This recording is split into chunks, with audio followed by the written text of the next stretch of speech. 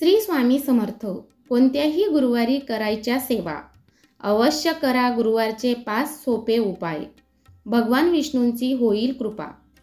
गुरुग्रह ज्याला देवांचे गुरु म्हटले जाते, त्यांचा आशीर्वाद प्राप्त करण्यासाठी गुरुवारचा दिवस शुभ आहे. जो कोणी गुरुवारी विधीपूर्वक पूजा करतो त्याला गुरुग्रहाशी संबंधित शुभ परिणाम प्राप्त होतात. हिंदू धर्मात गुरुवार हा भगवान विष्णूला समर्पित आहे. असे मानले जाते की भगवान विष्णूंची पूजा केल्याने सर्वांच्या मनोकामना पूर्ण होतात आणि घरात सुख समृद्धी येते. याशिवाय गुरुग्रह ज्याला देवांचे गुरु म्हटले जाते, त्यांचा आशीर्वाद प्राप्त करण्यासाठी गुरुवारचा दिवस शुभ आहे. जो कोणी गुरुवारी विधीपूर्वक पूजा करतो त्याला गुरुग्रहाशी संबंधित शुभ परिणाम प्राप्त होतात, ज्यामुळे घरामध्ये समृद्धी येते आणि कुंडलीतील गुरुग्रह बलवान होतो. गुरुग्रहाच्या शुभ प्रभावामुळे व्यक्तीचे जीवन सकारात्मकतेने भरलेले असते. कधीही आर्थिक संकटाला सामोरे जावे लागत नाही. कामाच्या ठिकाणी मान सन्मान वाढतो, दीर्घायुष्य प्राप्त होते आणि वैवाहिक जीवनही आनंदी राहते.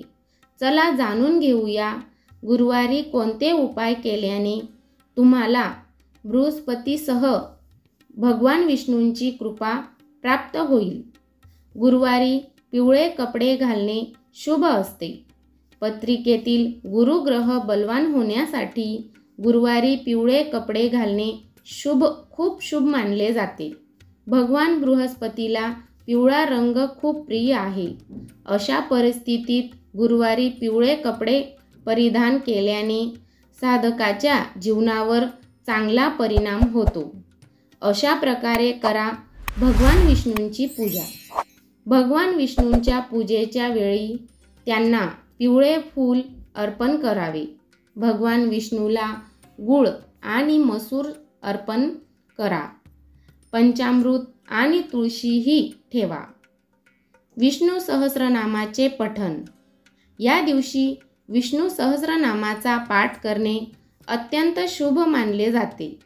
त्यामुळे सर्व रखडलेली कामे पूर्ण होऊन प्रत्येक क्षेत्रात यश मिळते. पिंपळ, तुळशी आणि केळीच्या झाडाला पाणी द्यावे.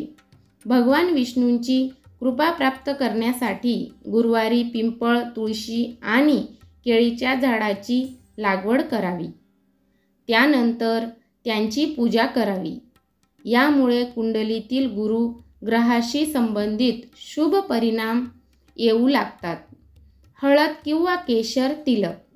भगवान विष्णू आणि देवगुरु बृहस्पती यांच्या पूजेच्या वेळी हळद किंवा केशराचा तिलक वापरावा.